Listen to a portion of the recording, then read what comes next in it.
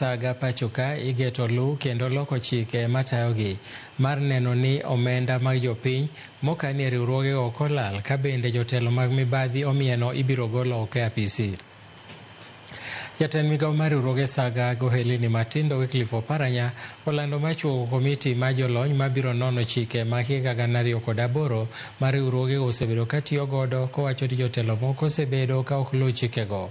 Oparanya manoloso e kinde mane oyaw ayanga kar timo rako ma oger gi riwruog obila e kar tiegruok mar obila ma Kiganjo ogolo siem ne jogo eko ma bende osebedo ka yako mwandu jopiny ni biro kawo negi ondamo mar chik. We have had so many changes within the environment, and I'm hopeful that as soon as that committee of experts is over with their work, we are able to have a strong Sirkal movement in this country. For us is corporate social investment. Do you know why we do this in this organization? Do you know why? This organization is the one that keeps our Sirkal ongoing.